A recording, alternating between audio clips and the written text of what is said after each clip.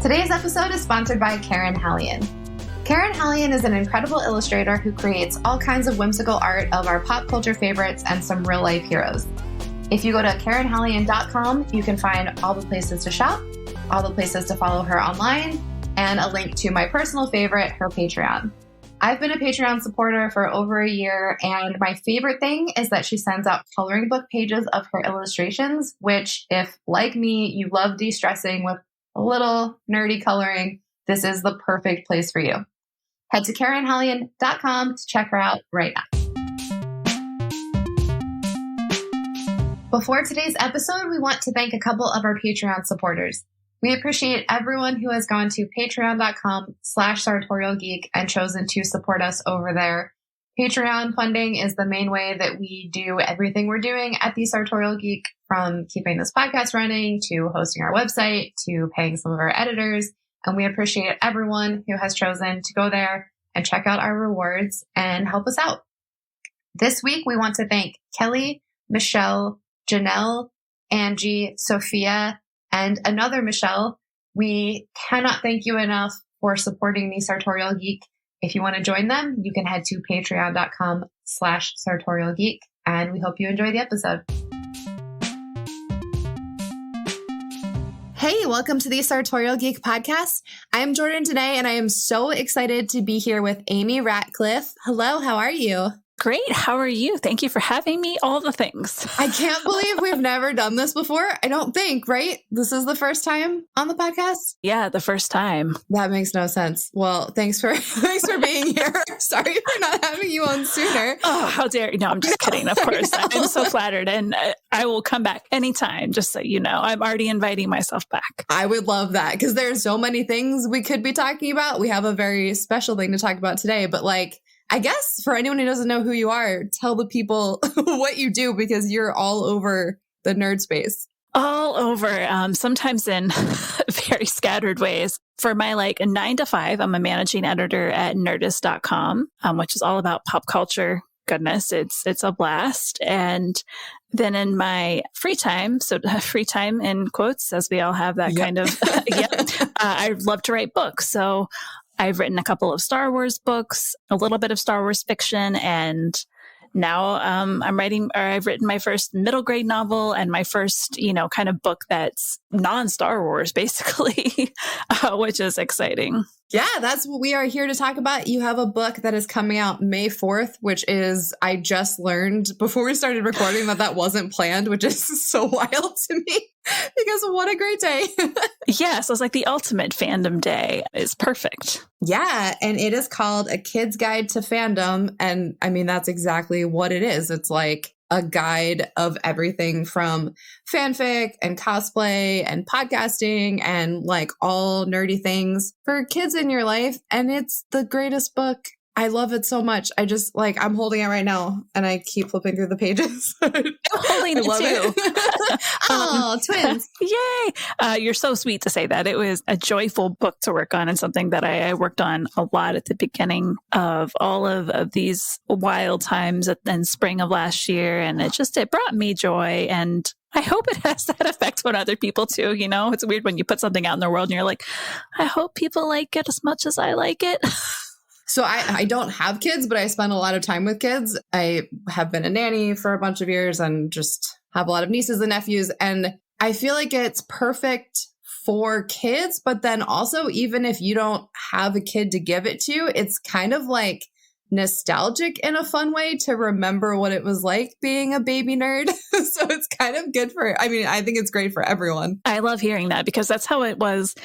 Because I didn't super into fandom, and I didn't even really know the word until I was a teenager, with fantasy books like Wheel of Time and Sword of Truth. And not a lot of other people read those books except my high school boyfriend at the time, who introduced them to me. And I didn't know the word fandom, but I started to grow in fandom. I learned about LiveJournal. Yep. And making custom icons on LiveJournal was my jam for a while. So anyway, and then cosplay and podcasting. So writing this book was definitely a trip down my fandom memory lane, if that makes sense. And was just, it returned me to a lot of warm, fuzzy feelings and reminded me about why I got involved in fandoms, why they're kind of cool. I don't know if you felt this way, but I had kind of the same experience. Or I guess I knew that I was a nerdy kid, but I didn't really know like what that meant or that there were other people out there and like what to do with that. So I think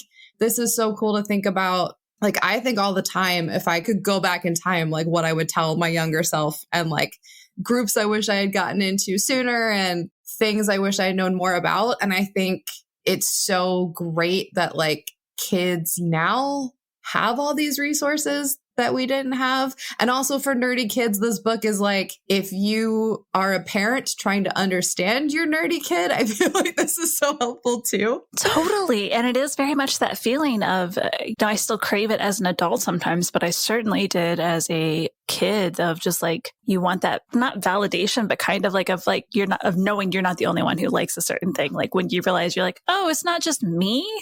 Like that's a really special and kind of feeling that's hard to get that like same satisfaction from elsewhere. So my hope is that like, I think kids are much more aware of fandom now. And certainly I have encountered so many parents in conventioning or bringing their kids, conventioning is totally a verb. Yeah.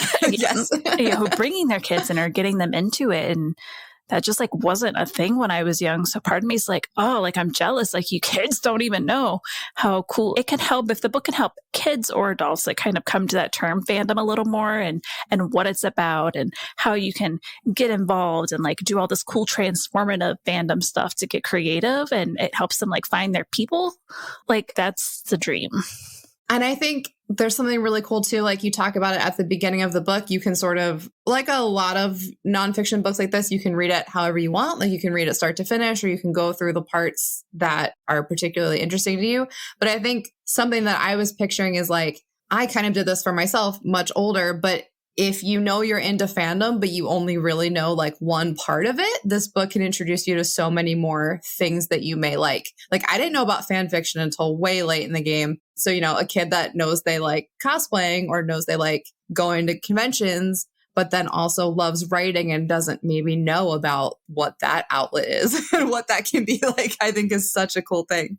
Honestly, if I can get like one kid to get excited about making a fanzine, I think that is something that needs to come back. And certainly there are I subscribe to this great Star Wars fanzine. I think fanzines rule is what I'm trying to say. Yeah, I'm hoping like that it helps kids like realize like, oh, we can try out this area. Or if I like to just like make crafts, I can do cosplay and I can start getting involved if that's something I'm into. And I hope it's a whole journey. Yeah, it definitely seems like it. And I'm excited. I like already have a mental list of kids I need to give this to for Christmas next year. Yay. Other than the things that you've said and just like being a nerd, what made you think of this book? Because I can't believe it didn't exist yet. And I'm so glad you wrote it. How did you come up with this? That was so my incredible editor, Brittany Brooks at Running Press Kids, reached out to me and kind of had this idea of wanting to do something like this. And as soon as I started reading the email, I was like, does hit you. It's like, yeah, why doesn't that exist? And I think those ideas are always very exciting because it's like, yeah, that just should be there. And I just kind of assumed it was because it's such a like, oh. And then we shaped it together and really wanted to make it not just kind of a brief Fandom 101 and, introduction to what that is for those who may be unfamiliar with the term, but a practical like guidebook that kids could go through and like learn about themselves and learn activities and work with their parents on some projects or the adults in their life, older siblings or guardians to make things. And we really wanted to include like there are some worksheets at the end. That's so cool. And I always like encouraging people to write in books. As someone who I know it's not like always a good thing to admit, but I like to take notes in books. I think that's awesome. So I'm with you. Good. Because I'm like, and when you find used books that have notes in the margins and stuff, like what a treasure. So we really wanted to make it like this is what it is and a how-to all in one and just make it fun and fill it full of illustrations. Sure. Super articulate today. Pack it with bright illustrations. That's perfect because that was the next thing I was going to say. Like you never know with, especially like nonfiction books, there's such a gap between like whether they are beautiful or whether they just aren't. And like this one is definitely in the category of like, you guys put energy into making sure it looked good and it really is beautiful. All the illustrations are great. Right. And I think that's like part of it, because I've definitely picked up nonfiction books. And if it's just black and white text, I like illustrations. I like, designs. And anyway, I like aesthetic things. That's real, because not every book looks good. And that's the whole thing. Like, don't judge a book by its cover, but it helps when it doesn't hurt. Cover. Yeah. Right. So Marissa, our designer at Running Press Kids, came up with this gorgeous, like, I love the bright color palette. We really wanted it to be kind of like, a little like pop art, and also friendly and cute. And when we started talking about artists, and this is like my dream, because I follow so many artists on Instagram, as we were kind of thinking about the style we wanted, Brittany and I both were like, hey, what about Monty Gog is what he goes by on social media. So that's mostly how I know him, AKA Dave Perlow. And I've been a fan of his art for a while. He's done a tremendous number of, pop culture related prints and shows. And so anyway, when he said yes, I was like, I didn't really think he was going to. I was like, surely he's probably busy, but he said yes. And his work, the things he turned back, especially with my very giving notes to an illustrator is not my strongest point. So I'd be like, a bunch of different kids doing games. Right. So helpful. And he would come back with these beautiful sketches. And it's like, that's what was in my brain. How did you know? That's so awesome. Yeah, it looks great. The illustrations match the style of the book perfectly. I think it's beautiful. Thank you. I'm just looking at his art right now. That's something I just recommend to, like, before you even really dive into the book, honestly flip through and look at the art, because he did a great job. And it's like a good, I feel like, introduction to the book, just to see all the beautiful, as I'm doing right now as we're talking. Let me just look at this art again. Well, and I think especially for kids, like, I know all kids are different, but for me, like, if something, and this is a very good style that, I definitely would have been into as a kid. And every aspect of this book feels like it was written for kids, but by adults who get it. Not like, I don't know, sometimes things don't translate well to kids, and you guys did it really well, I think, where it doesn't feel like, here, let me talk down to you, young one. It's like, right? I remember being a kid and this is what it was like. And here are the things that you can enjoy too. I think that's great. I appreciate that, because that was definitely part of, getting the tone right. And that I had I've written like a children's picture book, which is quite a different style and tone. So trying to get middle grade correct. And at first, Brittany and I did have conversations where part of it is like, I write for the internet a lot, and the internet algorithms, at least in the WordPress backend that we use, really like short sentences, for example. Yeah. But that's not how people talk. And when you're reading a book, it's just a silly internet thing. So as we were figuring out the tone in the beginning, my editor was definitely like, you can write longer sentences. Like, and I'm like, yes. And we kind of talked a little too about like what vocabulary level is good. And it was mostly, it's just like, just write as you would normally write. Like, kids are smart. Yeah. And I did not want to talk down to them. I didn't want to make it like a textbook. I wanted to make it hopefully fun to read and casual, and just kind of like, I've been in your shoes and I'm excited. I'm here with you. And this is all the stuff we can do together. I think that translates. So, yay. And then another personally super cool thing is you interviewed some real life nerds for this book. The coolest nerds. Yeah, including me and Liz, which was, I've never written a book. Like, we have our magazine, but it feels very different to see a book, with a cover and lots of pages. And so both of us, we were just texting each other photos when our copies came in, and we were like, is this real life? Like, this is so cool. Well, I'm so flattered that you both agreed to do it, because, as we were coming up kind of with the format of this book, and I was kind of trying to decide, okay, we're going to have like some vocabulary sections and some history spotlights. And it just hit like, it'd be really cool to talk to folks who have some kind of professional connections to their fandom, that they've turned into zines or newsletters or companies, or they host podcasts all the time, or maybe they cosplay professionally. And it's just they're fan artists who have gone on to work for, companies that they were making fan art of, like Lucasfilm or DC Comics. And it's just so many different talented people. And you both were so kind, and generally across the board, almost everyone I reached out to was like, hey, I'm doing this thing, was so generous with their time and excited to help. And the list of people that you got for this book is so impressive and great. Right? Was excited putting the list together. And it's definitely, you make a large list of names. And I had a bunch of extras because I was like, no, wait, people are busy. I didn't think I would get as many yeses as I did off the bat. But I thankfully did, and just got to email in some cases and talk to in other cases people I really admire, and who are writers and artists and folks like you and Liz and people who host podcasts that I listen to. And it was very cool to like also try to put like a wide variety of folks together from across all of these different activities and see kind of what they had to say. And I feel like it's a thing, their answers are full of educational material for kids for sure. But also I'm like, this is really helpful for me. Like I feel good after reading these interviews. Yeah, I know I kind of said this already, but I genuinely feel like this book is great, whether it's for like, whether you're getting it to read for a kid in your life or like with a kid in your life or just as an adult. I agree. Like I was reading it like, oh yeah, I love that advice. Or like, this is a part of fandom I haven't thought about for a while. And why? Like, it's awesome. I just feel like this is one of the most fun guides to fandom I've seen in a really, really long time. I know it's like a small aspect of it. It's not, because I'm sure actually a lot of thought went into it, but the size of it makes me happy too. I was like, when I got it, I was like, I didn't know the exact dimensions. And I was like, oh, this does feel like, at first I was like, oh, it's big. But then I'm like, no, it's great. It feels like a guide. I'm like, that's what it is, Amy. But that's what, you know what I mean? It just shows that everyone who was a part of this, like, got the pitch and then like did it right, you know? Yeah, that clearly they put so much work into making it this amazing little bundle that I'm so proud of. Do you have any like favorite moments from putting this book together? A lot of it, you know, part of it was finishing it during not too long after the pandemic started. And I'm part of this writers group that used to like meet at coffee shops when we could make the time.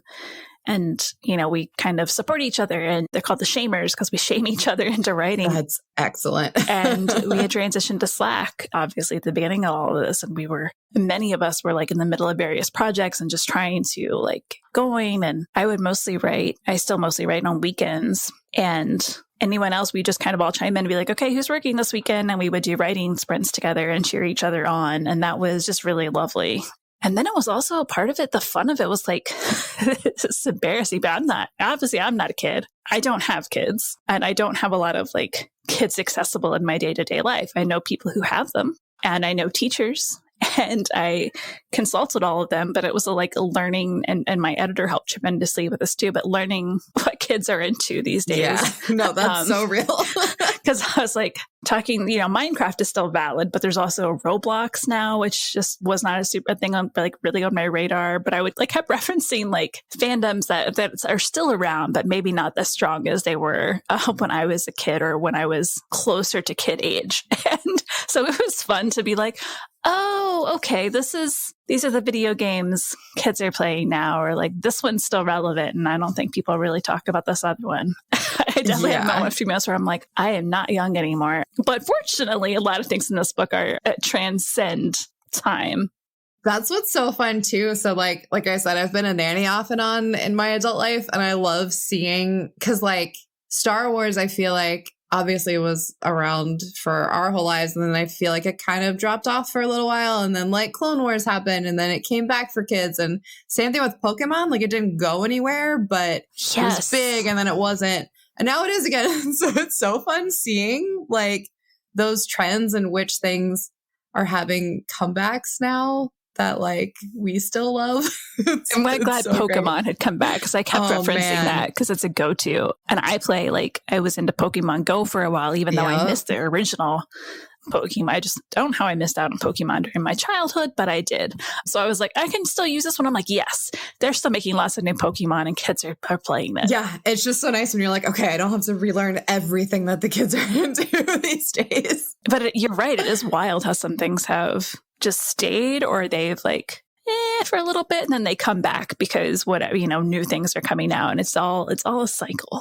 Yeah, it's so fun to read a book like this, especially like while we're recording. We're still hopefully at the tail end of this pandemic, but still pretty stuck at home. And so like it was bringing back so many fun memories of being out in the world and making me excited to go do things again and be at conventions and like show off cosplays that are being made while we're all stuck at home. Yeah, there was that moment, like, as there's a whole chapter about conventions because that can be such a big part of the fandom experience. And certainly, goodness, I have met so many awesome people through going to conventions. But when I'm writing it, and it's like, it was kind of like a writing it in hope. I'm like, we're going to get back to this. If I'm writing that it's going to happen, we will all be going to conventions again one day and like being too close together in aisles and lining up for panels.